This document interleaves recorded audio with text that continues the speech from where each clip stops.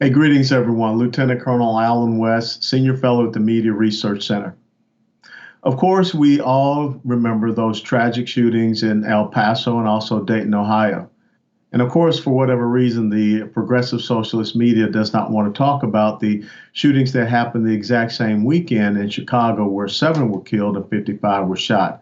Then again, we also had 6 or 7 more shot this weekend in Chicago. But in the aftermath of what happened in El Paso and Dayton, we once again have the exact same rhetoric being brought forth, these hard solutions about how we need to have universal background checks, which, well, as a law abiding legal gun owner in the United States of America, I'm trying to understand what a universal background check is.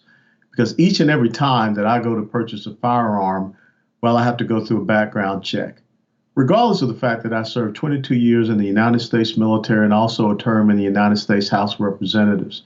Anytime I go to purchase a firearm, no matter where I am, at a gun store, at a gun show, in another state, I have to fill out a BATF, Bureau of Alcohol and Tobacco's Form 4473. See, the problem is, you talk about universal background checks, criminals don't go through universal background checks. And once again, we need to focus on the person that is committing the crime and not the tool that is used.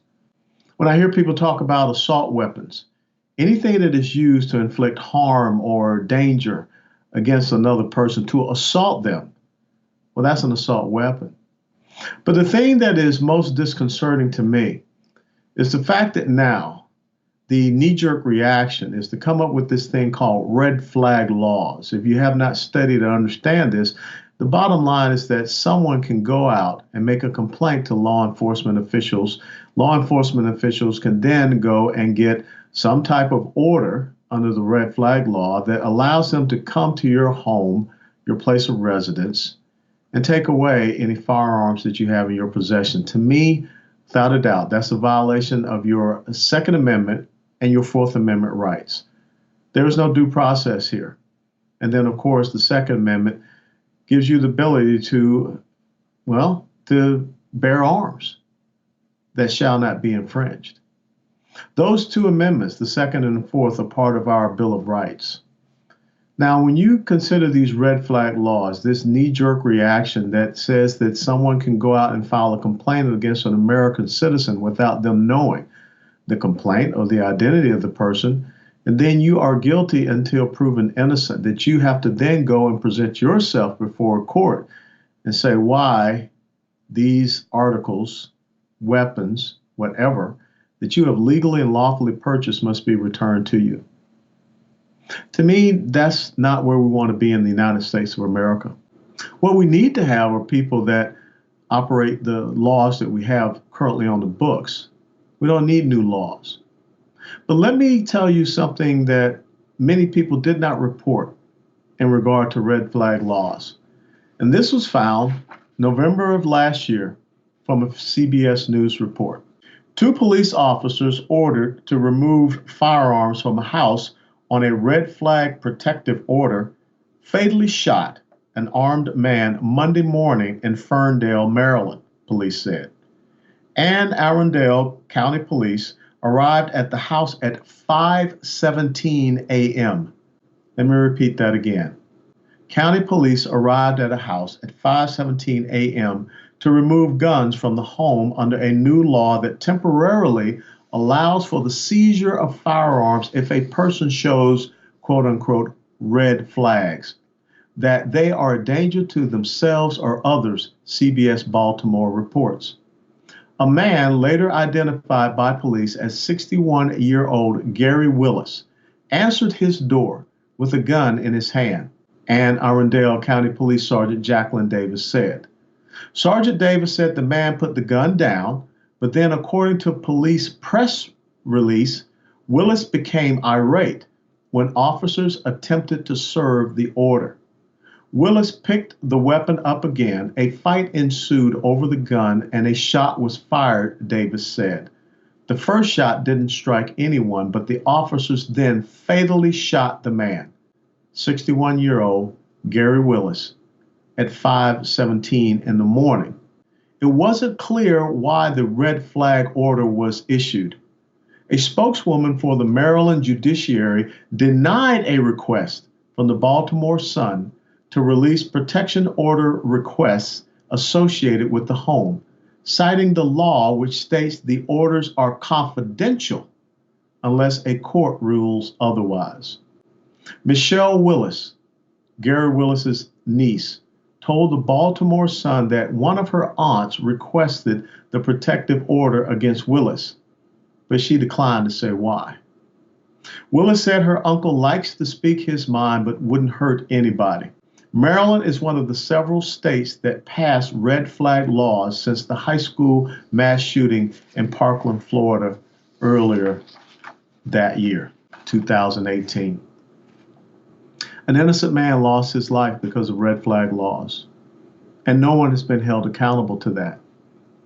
And these are the exact same things that we want people to now have nationally implemented all across the United States of America.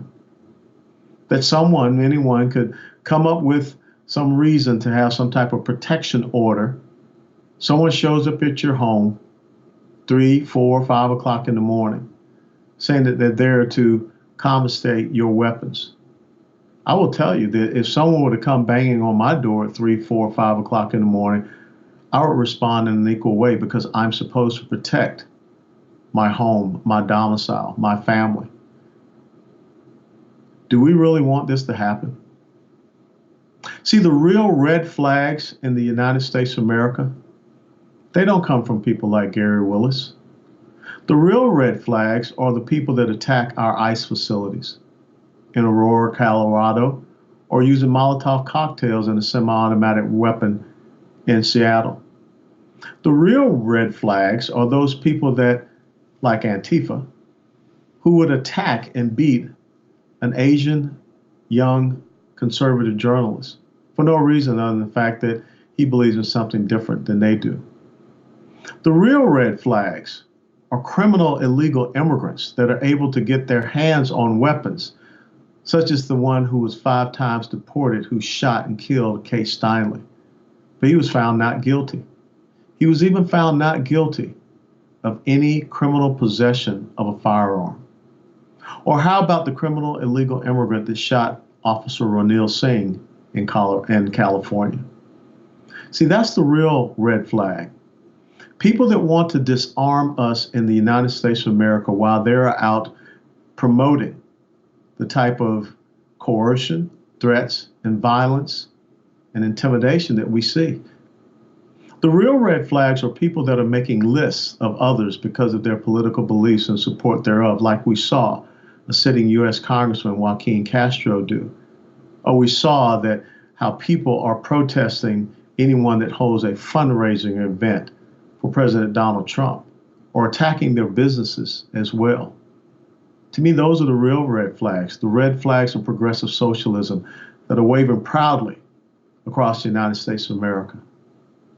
I say no to these red flag laws because I know that the story of what happened to Gary Willis can happen all across the United States of America.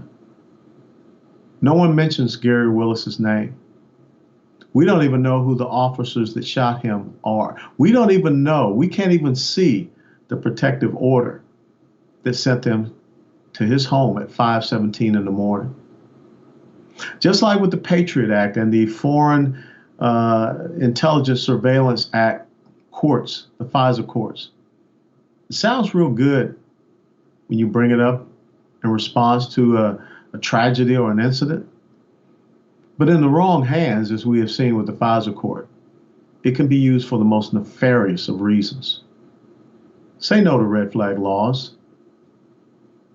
And let us remember, a law-abiding legal gun owner, Gary Willis, 61 years of age, just 3 years older than I was, that lost his life for no apparent reason.